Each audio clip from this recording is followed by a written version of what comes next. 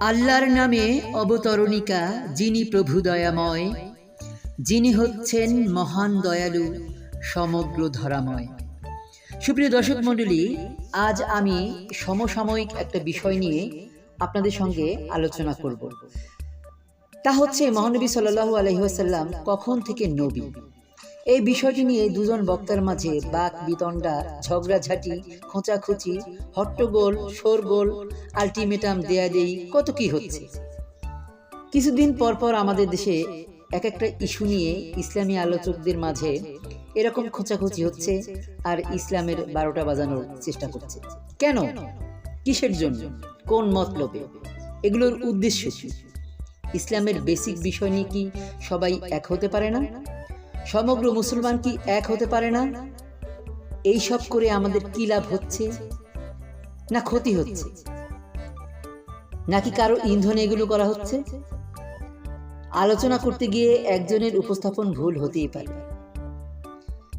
তাই বলে এটা নিয়ে বাড়াবাড়ির কিছুই নেই। মহানবী সাল্লাল্লাহু আলাইহি ওয়াসাল্লাম নবী ছিলেন সৃষ্টির শুরু থেকে, আর তাকে আনুষ্ঠানিকভাবে নবী হিসেবে স্বীকৃতি দেওয়া হয় 40 বছর বয়সে। যেমন করে নির্বাচনের পর কাউকে মন্ত্রী হিসেবে এনলিস্ট করা এবং কোনো একটি অনুষ্ঠানের মাধ্যমে সেই মন্ত্রীর নাম ঘোষণা করা, তাকে পরিচয় করিয়ে দেয়া, তাকে আনুষ্ঠানিক স্বীকৃতি দেয়া। নবী সাল্লাল্লাহু আলাইহি ওয়াসাল্লাম যে সৃষ্টির সূচনা থেকেই নবী, তার জন্মের পূর্বেও নবী, তার জন্মের পরেও নবী, 40 বছর বয়সের পরেও নবী, এমনকি কিয়ামত পর্যন্ত আগত সকলের নবী, এ বিষয়টি কোরআন হাদিস দ্বারা সুস্পষ্টভাবে প্রমাণিত। আমাদের নবী সাল্লাল্লাহু আলাইহি সাল্লামের উপর অন্যান্য সকল নবী রাসূলগণ ঈমান এনেছে, এমনকি সকল নবীর উম্মতগণও আমাদের নবীর উপর ঈমান এনেছে। শুধু তাই নয়, অন্যান্য নবীগণের নবুয়তির স্বীকৃতি পেয়েছিল এবং তাদের নবুয়তি বহাল রয়েছিল নবী সাল্লাল্লাহু আলাইহি সাল্লামের উপর ঈমান আনার কারণে।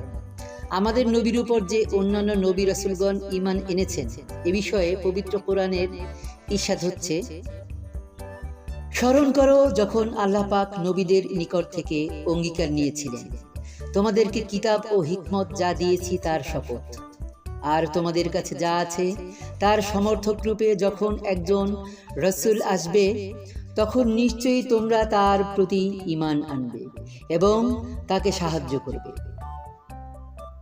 তিনি বললেন, তোমরা কি স্বীকার করলে এবং এ সম্পর্কে আমার অঙ্গীকার কি তোমরা গ্রহণ করলে? তারা বলল, আমরা স্বীকার করলাম। তিনি বললেন, তবে তোমরা সাক্ষী থেকো এবং আমিও তোমাদের সাথে সাক্ষী রইলাম। সূরা আল ইমরান আয়াত নম্বর 81।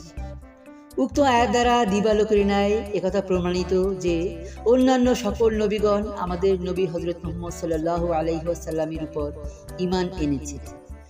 প্রশ্ন হলো, মহানবী সাল্লাল্লাহু আলাইহি ওয়াসাল্লাম যদি সেই সময় আল্লাহর পক্ষ থেকে স্বীকৃত নবী না হতেন, বা সেই সময় যদি মহানবী সাল্লাল্লাহু আলাইহি ওয়াসাল্লামের নবুয়তি না থাকতো, তাহলে অন্যান্য নবীগণ কি তার প্রতি ঈমান আনতেন?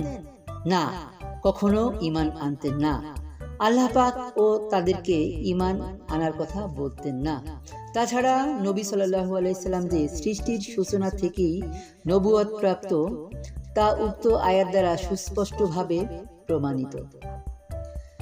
কারণ নবীগণের কাছ থেকে আল্লাহ পাক রব্বুল আলামিন উক্ত অঙ্গীকার রূহ জগৎ থেকে নিয়েছিলেন।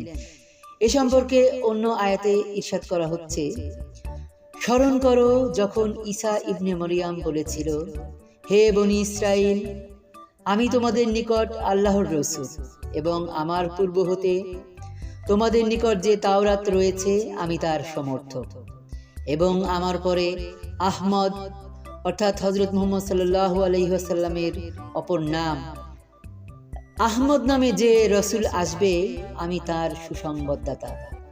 সূরা সফ আয়াত নম্বর 6।